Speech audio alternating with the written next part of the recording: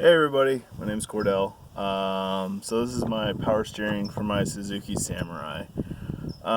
There's only a few things I could find on the online forums. A couple guys had pictures, but they kind of look like potatoes. But anyway, what I ended up doing was cutting the shaft about an inch. Comes with like the steering wheel right here, and I cut out the shaft.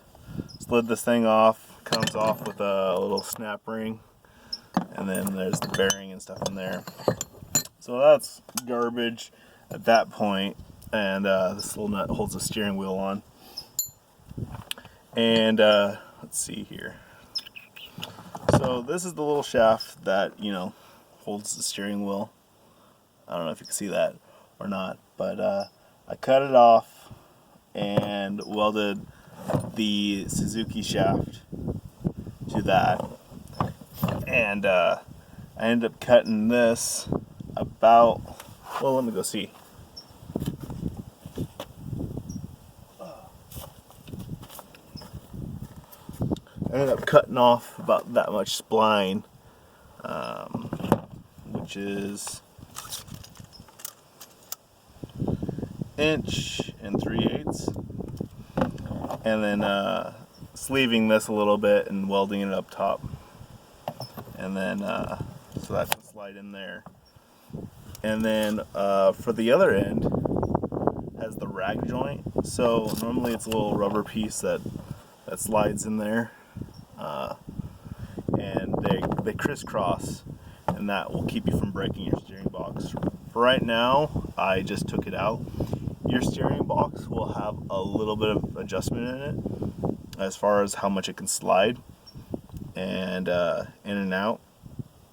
So there's that. And then so I just this shaft here, I think it comes with one more joint, I want to say. Oh, here it is. So here's the joint that this comes off for a Toyota Prius, and that'll go to this guy, and I just cut it right off at the joint, and then welded the Suzuki Samurai joint on there, and so you're left with about this much extra material that you won't need. And the cool thing about these is, so even if the power steering's not working, you still have, I think it's like a planetary gear system in there that allows you to use your manual steering box if this motor should fail. And then you need an ECU with these that plug right in there, and you got to run power and the ignition wire to it. But it's pretty simple. I did this in about 3 hours of not knowing anything, and I'm a beginner fabricator, so that's pretty much all you need to know for making power steering.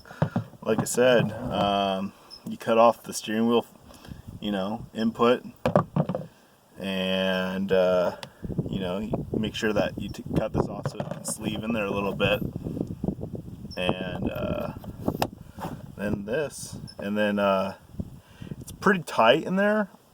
I would think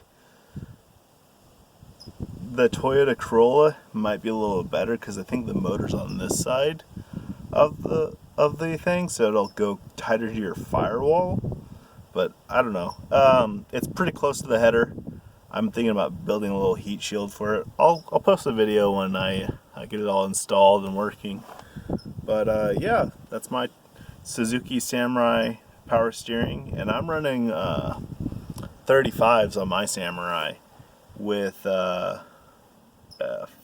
was it 529s? They're Toyota axles. So we'll see how these hold up. I heard some guys is running 37s, and some other person's running 35s with them, and they live in Arizona area, and they said the only problem they had is when they do a constant bouldering is it overheats the module or the ECU, and so they'll have to pull over and let it cool down, and then it eventually recovers and they have power steering again.